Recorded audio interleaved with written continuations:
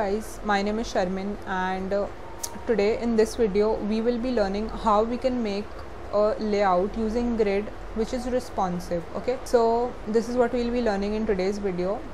When I was first learning grid and for the first time I was searching for a video to understand how can I make my grid responsive. So I had to watch a lot of videos and I had to figure out a lot of ways in which I could make my grid layout responsive. So after doing all of it, I got a way which I feel is easy to make your grid responsive. Okay, it might not be easy for you, like you might have some other way there, but this is what I feel is the easiest way. So I'll be sharing with you guys the easiest way to make your grid layout responsive. Okay, so if you want to learn how can you make your grid layout responsive, then watch this video till the end. Okay, so enough of talking and let's get started and see what we'll be building today. Alright, so this is what we'll be building today. Okay, this is the desktop version, okay, that we'll be building, and this is the mobile version. So this desktop only we'll be converting into mobile version. Okay, so on the screen of mobile, this layout, the same layout will look like this. Alright, okay, so if you guys are wondering, looking at the screen, if you guys are wondering which app is this that I'm using or which software is this that I'm using, then this is Figma. Okay, this is Figma, which is used by many freelancers out there to make their website designs. So even I'm planning to make some videos on how you can design your website using Figma, so stay tuned for that as well. Okay, so enough of talking, let's get started. So this is what we'll be building today. Alright, and this is my boilerplate code that I've already written. So here I have a main div, okay, to which I have given a class of grid, and we have 8 more divs. Okay, we have eight more divs inside of it. Okay, the children of the grid. So these are those 8 different divs, and color, okay, this is because of my CSS file over here. Okay, this is the main grid container, and these are the 8 children elements, okay, of the main grid. Right, so I've given each of them a background color, right, a different background color, so that things are clear. So this is what it is for now, like nothing fancy, no use of grid at all, it's just background color to each div. Alright, so that's it. Now okay, so this is what we'll be making today. Alright, so to start, what we have to see over here first is, let's hide the row lines. Okay, so you can see the column lines only. First thing you need to do is, to the main container you will give it a display, of grid. Alright, and here grid template columns. Okay, columns, these are your columns, right? 1 2 3, how many columns you have? 3 columns, and these are your column lines. All right, these lines you can see over here. Okay, these are your column lines, these straight lines, these are your column lines. All right, so how many columns do we have? 1 2 and 3, total of 3 columns. And can you see the size of each of your column is equal? So for that, this is a property to define columns in grid. Okay, that is grid template columns. Now you want 3 columns, right? So you will write 1 FR, 1 FR and 1 FR. Now what is FR? FR is a fractional unit. Alright, this is a new unit which is used in grid. So this will divide your entire grid into 3 equal parts. Okay, if you give it a 1 FR, 1 FR, 1 FR. If it's 1 FR, 2 FR and 1 FR, okay, let's refresh and see what this does. Let's give it a 1 FR only. So can you see you have 3 equal columns, and if you give your second column a value of 2 FR and you refresh, can you see the size of the second column is double the size of the first and the third column, right? So this is how FR works. Okay guys, sorry to interrupt, but I have another video, okay, on grid. So if you guys want to learn what exactly all this is, then I have explained CSS grid in that video. Link is in the bio if you want to watch it.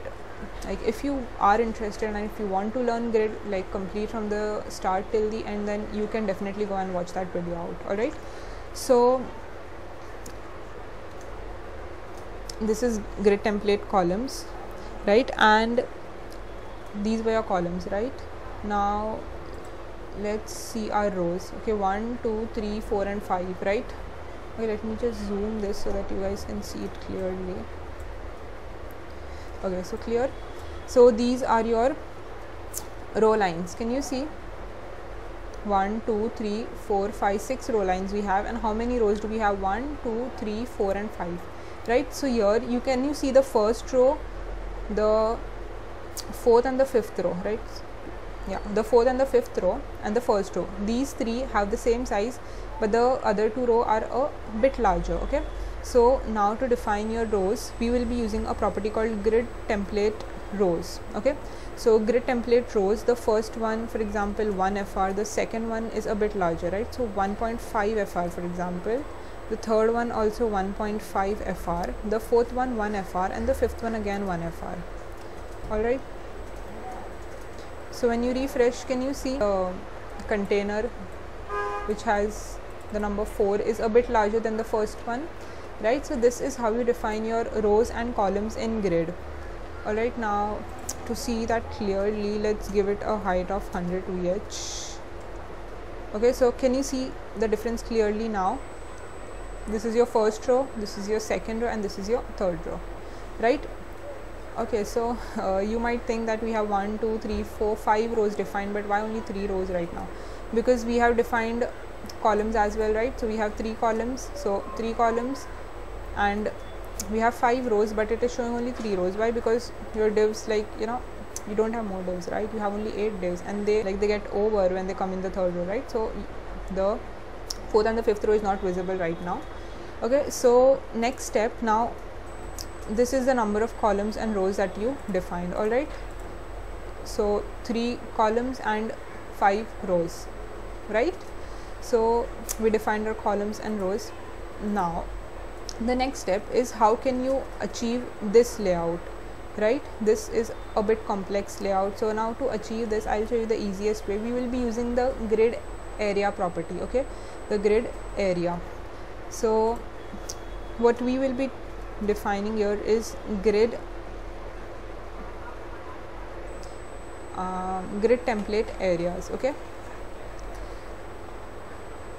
this property, okay, what this property allows you to do is, it will allow you to define that what do you want in each row. Okay, so okay, rather than explaining to you orally, let us do it practically and see, so that you guys understand what exactly I'm trying to say. So what we will do is, we have 3 columns right over here, and we want the first div, right, our first element here, this is our first element, right? We want it to span the entire space, right, from here until the last column line, correct? So for that, what we will be doing is 1. Okay, so let's give it a name of 1, and we want 1 1 1 3 times over here, and let's give our first child. Okay, our first child is 1, right? So to our first child, let's give it a grid area of ONE1. Okay, make sure this name and this name is same. Okay, so when you refresh, can you see what happened? Now why only 3 times over here? Because your grid template columns is 3, right? We have 3 columns, we have defined 3 columns, we had 3 columns in total, right? So that's the reason we use 1 1 1 3 times over here, which means that you want your first, second and third column, in all the 3 columns you want your first div to span. Okay, so this is your first row, right? This is your first row, okay, and these are your 3 1 2 3, these are your 3 columns. Okay, now similarly for the second row, what we can do is, now let's look at our design. The second row, can you see we have 1 2 3 columns. Now what is happening over here is, our second div is spanning in the first column and in the second column, right? And in the third column we have our third div. So what we can do is, we can write here 2 2 and 3. Let's save this and refresh. There is no change, right? Why? Because we didn't define grid area over here. So this, our second child will have a grid area of grid, like the name of 2, and our third child, this will be 3. All right, so when you refresh, can you see our second div is spanning the first and the second column, right? Because we mentioned it 2 times over here, 2 and then 2. Okay, so it will span 2 columns and the third one will span 1 column. All right, now similarly for the third row, what we will be doing is, let's look at the design. We have 4, 5 and then 3 again, right? So 4, 5 and 3. So let's give all of our divs grid area.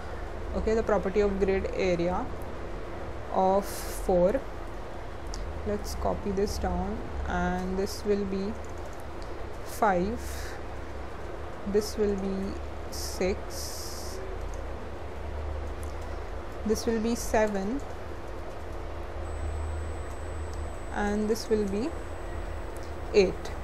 All right, so we go back up over here. The third row is defined as well. Can you see 4, 5 and then 3, right? Okay, so now the next row, what does that have? It has 6, 6 and 7, right? So 6, 6 and 7. And what does our last row has? Okay, let's see what this made. So can you see 6, 6 and 7? So 6, 6 and 7. All right, and our last row, what that has is, it has 8, right? The 8th div is spanning the entire space. So 8, 8 and 8, and you refresh. Okay, so can you see we are almost there, right? Now let's give it a grid gap for the gap in the middle. So grid gap of, for example, 10 pixels over here. Okay, we got the gap as well. And okay, to make it look more similar to the design, let's give it some margin of 0 and, for example, 350 pixels on the sides. Okay, so can you see, and the numbers are not visible as well, so let's make the numbers white so that we can see them clearly, and the font size, for example, 30 pixels. Okay, so, and let's give it a text align of center. Okay, so are the numbers clear now? So can you see our design is almost same, right? So this is what we have over here now, right? The first div, the second div, the third one spanning 2 rows, the fourth and the fifth one, the sixth, seventh and the 8th one, right? We got the same layout. Now if you want to make this layout responsive, now let's inspect this and let's see in the mobile view. Okay, for example 480. Okay, can you see this looks, this is not at all responsive, right? So for example, now at 480, if you want to make this responsive, what you can do is, let's define a media query down here saying at media all, or you can define only screen, and you want a max width of 480 pixels, for example. Now what you can do over here is, what do we have for mobile? Okay, like we want just one column, right? And we just want one column in our mobile view, and we want 8 different rows, right? There we had 5 rows and 3 columns. Here we want 1 column and 8 rows, right? So what we can do is, here the grid, can use the container grid and define grid template columns to be 1 FR. Okay, so it will take the entire space. And here the grid template rows, this can be we want 8 rows, right? So we can use a shorthand property of repeat 8 times 1 FR. Okay, so when you refresh, can you see there was a slight change, right? Now it is still not responsive, right? It still looks messed up. So now to make this thing responsive, what we have to do is, we have to change this property over here. Okay, the grid template area property. So let's copy this same thing down over here.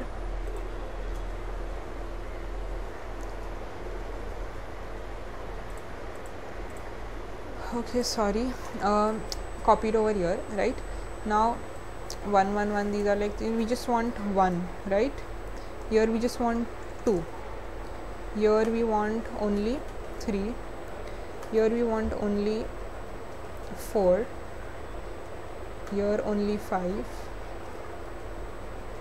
The next one we want is 6, then 7, and then 8.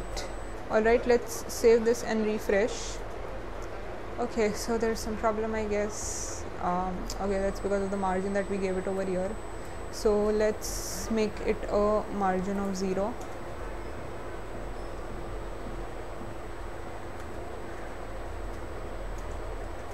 Okay, so can you see we got the same layout as of here, right? This is what we wanted in mobile, right? So this is it. Can you see, like, we don't have too much, like, of course all this is just extra code to show you things clearly, but it's only this much of code and we achieved such a complex layout. Like, of course grid is powerful, that's the reason in only this much lines of code we got such a complex layout. And if we had to make this layout using floats and stuff, then we would have to give it a float of right, float of left, and you know whatnot, right? So grid makes it really easy to make complex layouts. And if you like make complex layout but you don't know how to make it responsive, then I hope this video made those things clear as well, that how you can make your grid layout responsive. It's not difficult. This is the only way that I found was the easiest to make your grid layout responsive. Like, yeah, there are other ways as well, but this is the way which I prefer, okay, and this is the way which I feel is the most easiest. So yeah, that's it. This is how you make your grid layout responsive, right? And this, what I've used here is media query. Okay, so if you guys don't know what media query is, then I have a video on what is media query. Okay, you can learn media query in 5, 6 or 10 minutes, I guess. I have a video, so I will link that video in the description box below. Okay, so make sure you watch that if you don't know what media query is, because media query is a very important topic when you are learning CSS. Alright, so without knowing media query, you cannot say that you really know CSS, right? Alright, so I have a video on grid as well. This was just a video which showed you how you can make your grid layout responsive, okay, but I have another video which will explain you grid from the basic till the end, like all the terms and everything is explained really well in that video. So if you want to learn grid also, you can go and watch that video as well. I will put the link in the description box below.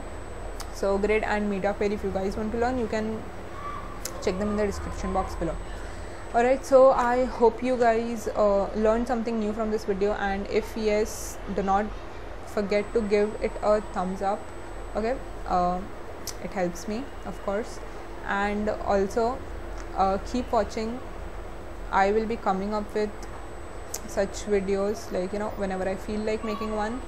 So yeah, make sure you subscribe as well if you want to learn HTML, CSS and JavaScript, and like altogether web development, of course. So if you guys want to learn web development, do subscribe to my channel. I'll be coming up with videos, okay? So yeah, thank you so much for watching. Let's meet in the next video. Thank you.